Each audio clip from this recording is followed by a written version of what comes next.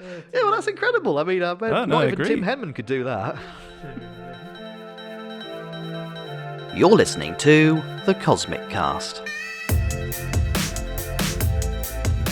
Hello and welcome back to The Cosmic Cast. I'm John Pennyfisher. I'm joined here, as per usual, by the lovely Ricky Behir. Hello. And also Tom Harvey. It's nice to see you too, John. He's very confused about where to put his water bottle right dear. now. Well, thank you all very much for tuning in yet again for another week. It's just us this week. We thought we'd have a little bit about a chat about water on Mars this week. A new paper just came out in Nature Communications by a former Good Egg and group member, Martin Goodrow and Jessica Flout. And it's quite an interesting paper. So we thought we'd just have a bit of a chat about that and see where this episode takes us, I suppose. Indeed. This paper, as I said, it just came out in Nature Communications, and it talks about aqueous alteration of zircons in Mars, and they're suggesting that water may have modified some of these Martian samples a lot later than we sort of generally think. But I mean, I'm not too familiar with the water cycle on Mars. Maybe, Ricky, you can kick off by giving us a bit of an overview of like when people think water was on the surface of Mars. So the reason, as John said, this paper, it's interesting because they're suggesting that you've got this water activity on Mars very recent. So we said recent, we're talking about 200 million years ago. Yeah. Which, in terms of the history of Mars, is recent because most most fluvial activity on Mars is thought to have occurred about 4.1 to 3.7 billion years ago. So this is a so-called Noachian and Hesperian periods. The Noachian and Hesperian period. And the reason that they think that's when most fluvial activity occurred is because if you look at the surface, we aged the surface through crater counting, and we split them up into these different ages, so Noachian, Hesperian, Amazonian. And the Noachian is about 4.1 to 3.7 billion years ago. And then you got your Hesperian from 3.7 to about 3 billion years ago. And those two, the Noachian and Hesperian, have loads of valley networks incising those surfaces. So that tells you that those surfaces likely had a lot of water flowing on them. And because you don't see many of these valleys on Amazonian surfaces, it implies that those surfaces were resurfaced 3 billion years ago, and then after that, no valleys were formed. So up to about 3 billion years ago, there hasn't been much fluvial activity. That's what we thought until recently. Are we talking widespread oceans and big river channels at this point? We're talking about, loads of river channels. So the surface of Mars, the last global map of Mars mapped about 80,000 valley networks, which isn't very much compared to Earth, but it's substantial in terms of saying that there was quite a lot of water on Mars. But where's it flowing to? So Mars is split up into two things. It's split up into the northern lowlands and the southern highlands. And the reason they're called that is because about a third of the north of Mars is just lower in elevation than the south of Mars. And it's really confusing. We don't 100% understand why that's occurred. Some people think that there was a giant impact that hit the top of Mars and that caused this lowering of the surface about 4 billion years ago. Another theory is that this was due to some kind of the way that the internal structure of Mars's mantle worked.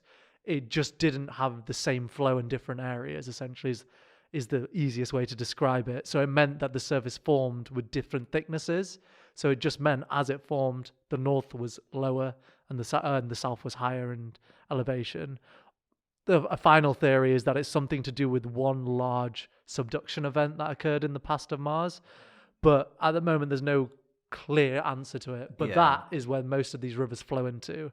So the rivers obviously formed after this lowering of the north because they flow in that direction. Right. So from the south to the north. Yeah. So the fact then that this paper is presenting evidence for some sort of water-based activities only 200 million years ago, as opposed to 3 billion years ago. That's pushing our understanding of what water's doing on Mars. Definitely. And the reason it's even more confusing and extreme in terms of thinking about fluvial activity on the planet is because after this Hesperian period, so going into the Amazonian, the reason you don't see these valleys is because Mars lost its magnetic dynamo. And if you lose your magnetic dynamo, it means you don't prevent the sun's rays coming in. And the sun's rays... Should we explain what the magnetic dynamo is? So I think that the magnetic dynamo is basically the magnetic field that you get generated when the solid part of the metal core moves inside the liquid part Yes, of the yeah, metal yeah. core. But I And you don't generate a magnetic field because of that. Yeah. And then that's what allows the atmosphere to be protected from being stripped away. Exactly. Yeah. Yeah.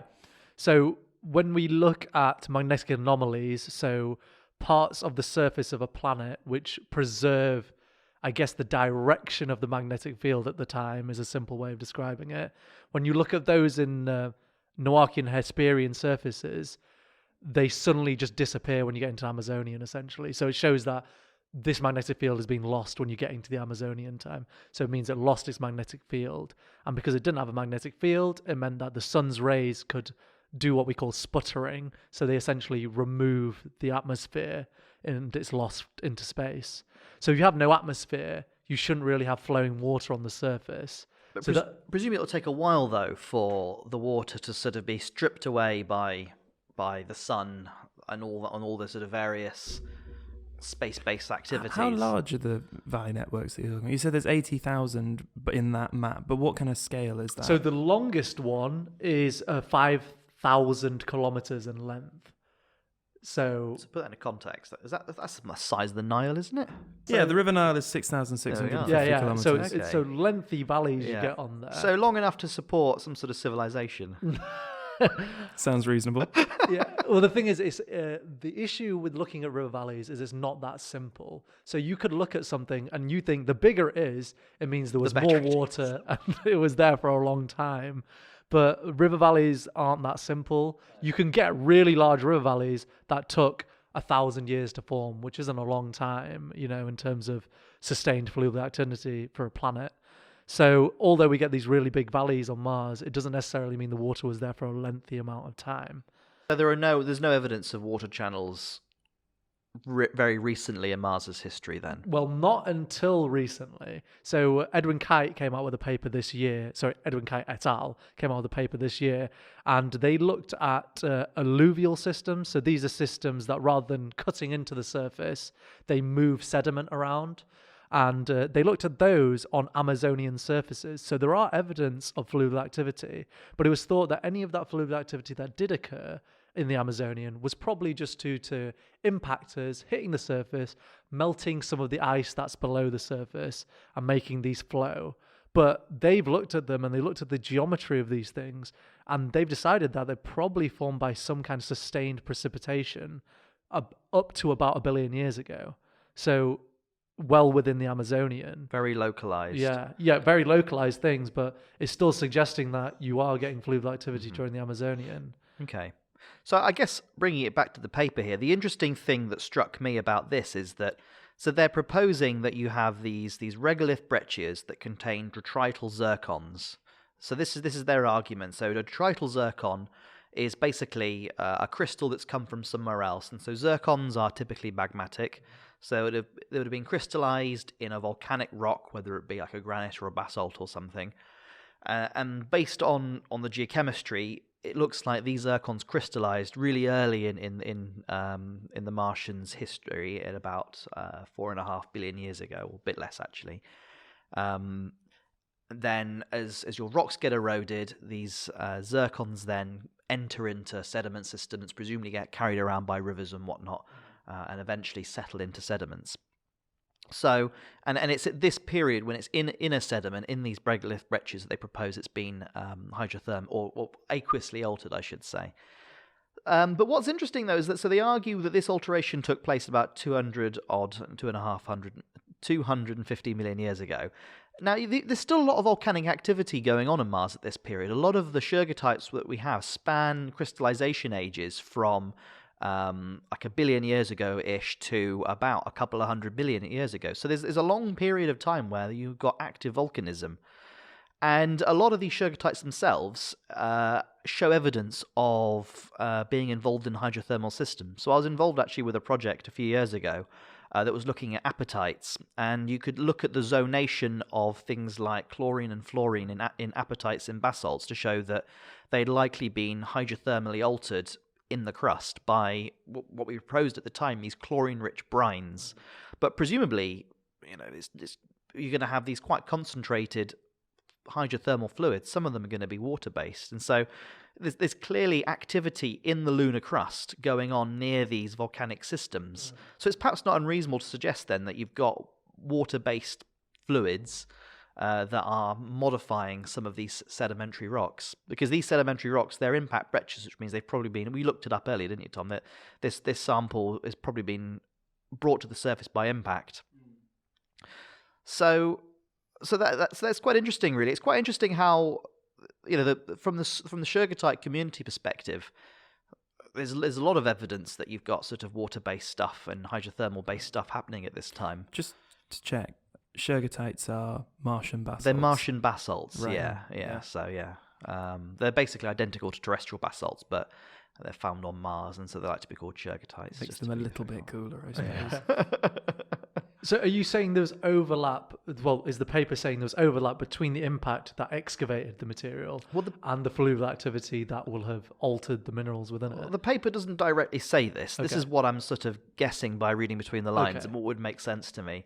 I mean, it's certainly quite interesting, and I think that part of the problem is that we don't really understand the proper volcanic context for which a lot of the volcanic rocks that we have on Mars are. We don't really know where they came from, and really how they erupted. I mean, we know that they must have been similar to how basalts erupt on Earth, but whether they were in the form of smallish, discrete eruptions, maybe something like, I don't know, maybe like Hawaii, where you get fairly small eruptive flows these days, or whether there's something more akin to like a massive flood basalts, like in Siberia or in the Deccan Traps in India or other places where you've got these huge voluminous amounts of material being erupted, and I guess these kind of flood basalt events have the potential to pump all kinds of volatiles and gases into the atmosphere, which might lead to temporary atmospheric conditions that could allow precipitation. I mean, on Earth, these sort of flood basalt events have been linked to spikes in carbon dioxide, mass extinction events, and all sorts of quite extreme climatic features. So, understanding Shergotites and their eruptive context is really important for understanding how water is behaving, I suppose, in this period of Martian history.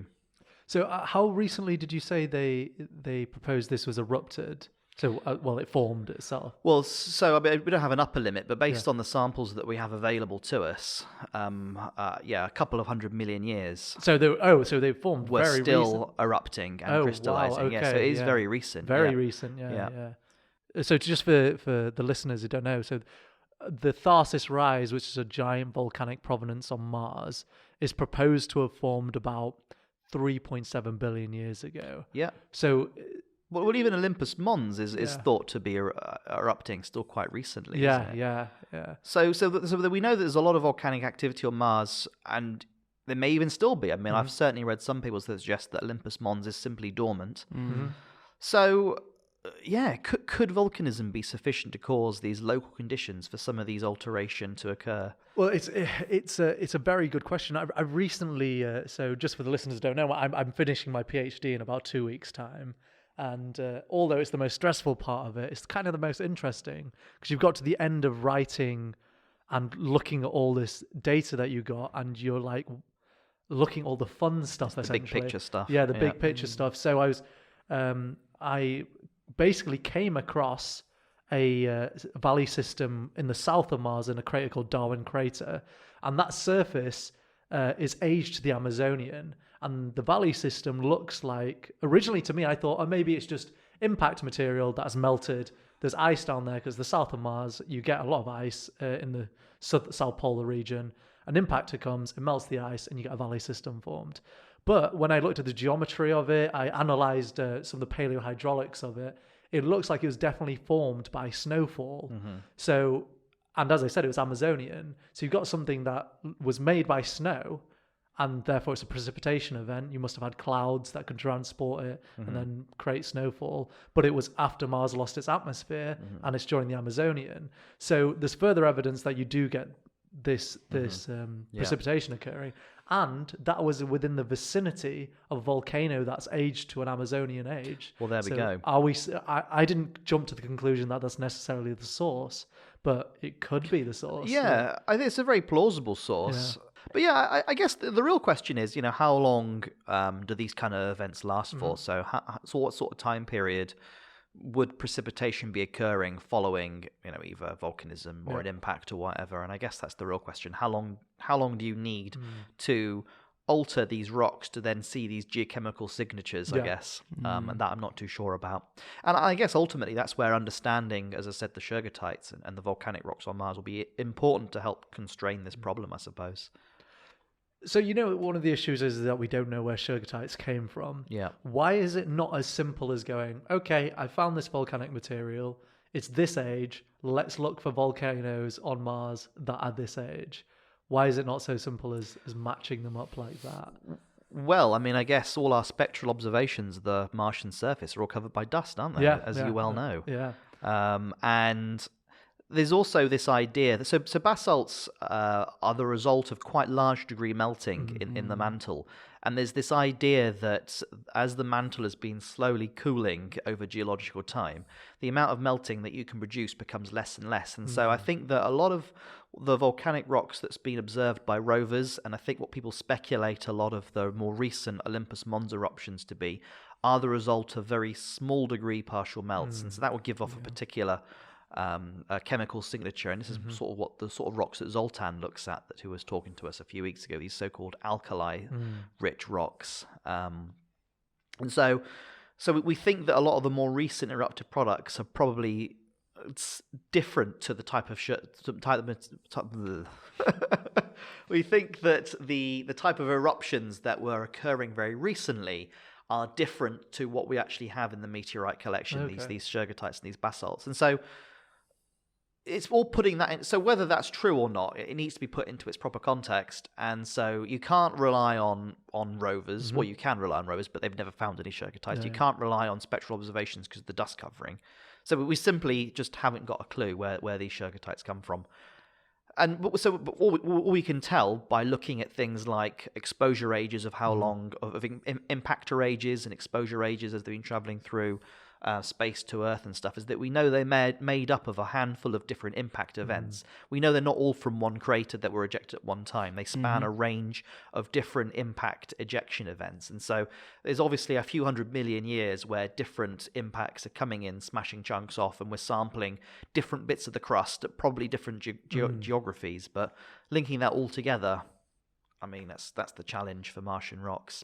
It is a really strange that all these Shergottites are so young, because but there are some old ones though. As I said, some of the older Shergottites go down to about 1 billion years. That's still Amazonian, but we do have a couple of samples, albeit they're very rare, from much earlier on into the Hesperian and Noachian. I can't remember the exact ages off the top of my head, but there are these pyroxene cumulates called narculites and some chassignites, which are olivine-rich rocks that are thought to be much, much older and sample material from this kind of age. But again, we've only got a couple of examples of these in the collection, and so trying to put them into their context is really difficult. We think they're probably part of some sort of layered intrusion, but other than that, we know next to nothing about them relative to Shergottites.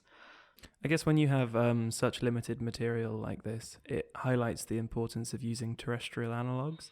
Because I think in this paper they use detrital zircons from Australia? Yeah, so yeah, exactly. So Australia is famous for its really old zircons, and in fact some of the oldest material that we've ever dated from this planet is from Western Australia, from a zircon. And I think they were basically looking at some some Australian zircons, seeing evidence for water-based alteration on Earth, as you would expect, as its journey from rock to sediment, and trying to match these trends with what they're seeing on a couple of these samples. And they compiled some lunar zircon data as well, and they didn't show any evidence of this aqueous alteration. Again, consistent with the fact of what you'd expect, as there's not much in the way of water on the moon. So. Yeah, I don't know. It's interesting. It's an interesting result, and it's notable that the only evidence for this were in 2 samples, both of which are breccias. They didn't actually find examples of this in zircons that were inside hard rock basaltic Shergottites. But then, as I said, there's other evidence from Shergottites that they're interacting with fluids in the crust anyway. So it all comes down to how easy it is to alter these sort of minerals in the first place. I mean, we're talking about a meteorite, which means it's been exposed to terrestrial alteration. Yeah. How do you tell the difference between Martian aqueous alteration and terrestrial aqueous alteration? Yeah, it's a really good question. And I guess just in general, thinking about these when you study these kind of meteorites, it's always on the forefront of your mind to what extent are the chemistry that you're measuring being altered by terrestrial processes. But in the case of this, the line of argument that they use in this paper is down to oxygen isotopes. So I'm not sure if we mentioned this in previous podcasts or not, but every inner solar system body has a slightly different composition of oxygen isotopes.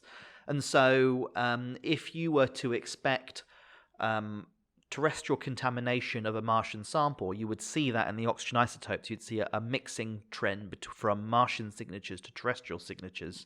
But they don't see that. So I think they did also, or other people have measured the oxygen isotope systematics of these two samples, and they're all very consistently Martian.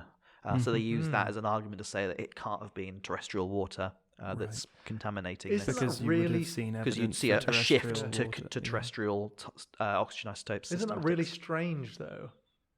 Like that What's strange? You're not getting any aqueous alteration on Earth. Well, but that's the thing, though. So there is aqueous alteration. Yeah. So these things are sat in the hot desert, so they're constantly being freeze-thawed, basically, as they're sat on the desert surface. Yeah. And so you do see evidence of terrestrial contamination in cracks. But it's how far into the But site how it far is, deep does it go? Yeah. And also, you've got to remember the temperatures are not that high as well. And so we talked about zircon being tough little cookies. They're probably going to need water that's quite warm in order to start significantly altering some of the chemistries. So whereas when we're just talking about daytime, nighttime temperatures, they that's talk gonna have a about it limited being effect. low temperature aqueous alteration. So what is low temperature in that? Yeah, that's a good question. I'm not too sure exactly, but I think the idea of when they say low temperature, they mean like below magmatic temperatures, and so under 1,000 degrees, basically. Okay. Yeah. These poor meteorites have had a bit of a rough deal. They have. They had their nice warm baths on Mars, and they've had to come here where it's just cold. Just sit in the desert. Being Rubbish flogged terrestrial on, water. being flogged by some guy on eBay. Oh, Unbelievable. God, you're not advertising your eBay account again. And the link in the description. No, but it is astounding, though, isn't it? And it never ceases to amaze me that these, small fist-sized chunks of rock got knocked off the surface of Mars and precisely managed to find its way to the Sahara Desert. I mean, that's quite incredible. Well, they didn't just make their way to the Sahara Desert, did they? That's just where they were found. I mean, the Earth is quite a big thing to hit. Well, yes, Yeah. all right, but specifically anywhere on Earth, the fact that, if you're talking about, it's like, hitting a tennis ball into something that's very far away, I don't know. I don't know where I was going with that analogy, It's like really. hitting a tennis ball off the surface of Mars and hitting Earth with it. Some would say it's almost exactly like that, only instead of a tennis ball, it's a rock. Yeah, well, that's incredible. I mean, I bet not I even agree. Tim Henman could do that. And I think the big picture really thing to sort of take away from this is that we're talking a lot about water and a lot about volcanism. Why is this really important? Well, I think the big thing, the big angle that people are trying to get at this helps us understand life, because if you're going to pick an environment where you could potentially see recent life on Mars, it's going to be near water, which is an important solvent for life to occur and biological reactions to take place, and importantly volcanism, which provides the heat and the energy that's needed for life to sustain. So understanding both the intersect between how water behaves on Mars and how volcanism behaves on Mars is probably our best realistic chance that we understand so far to try and nail down if there has been or ever was life on Mars, I guess. Because ultimately, that's the main theory for life on Earth, isn't it? It was volcanic based. It was these so-called black smokers, or at least a popular theory anyway. There's half a dozen of them, aren't there? Yeah, what was it? Warm pool, cold pool. I don't know. Swimming pool. Yeah. I don't know a particularly large amount about zircons. I just know that they preserve things really well. So why are zircons the things we use to age things that are really old? Yeah, well, it's a good question. I mean, they're just really tough things. They're really hard and they're hard to break down. Resistant to metamorphic alteration as well. Okay. Yeah, I mean, it's one of the few minerals that we know from the solar system that can survive billions of years. I mean, if you think about all these zircons that we date on Earth that are 4 billion years, and they've been through, all sorts. They've seen some stuff in their time. But in the case, so is that to do with that they don't leak out any of the elements that are inside of them or anything like that? Yeah, they're quite resistant to things like metasomatism and alteration and stuff. But obviously, it can happen, and you can record metamorphic events and metasomatic events. But they're also mechanically strong. Strong. So that's the critical thing. They're not broken up by sedimentary processes. Okay, right. Which is, I mean, ahead of metamorphism is the thing that breaks down most rocks on the Earth's surface. Yeah. So they're useful little tools, and I guess looking at different chemical systematics inside the zircon will tell you about its original crystallization age, or about any metamorphism may have occurred, or anything else really.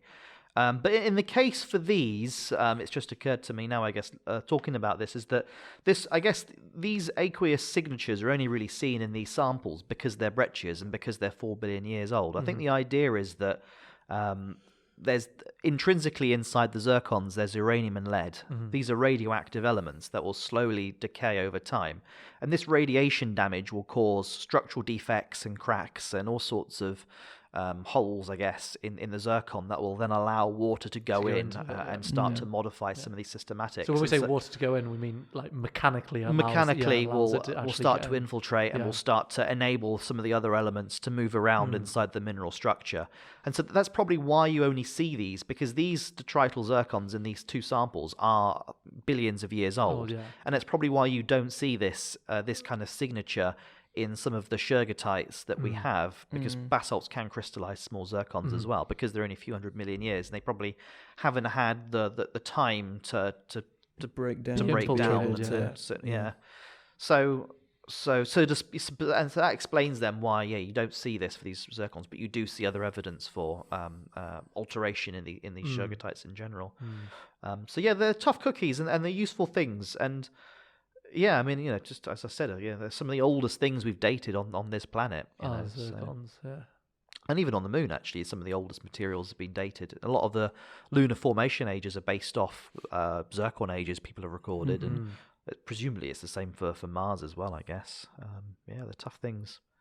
I think it was a really enjoyable paper. Yeah, I enjoyed it. And I hope the listeners enjoyed that. It just stirred up this conversation. We hadn't really talked about it before today. Yeah. I really enjoyed it myself, obviously, as a Martian person. If you've got any questions, feel free to comment down below, and we'll try and address them in our next Q&A. Yeah.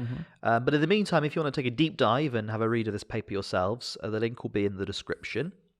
It's open access, so no one can read it, which is good. But in the meantime, catch you all next week.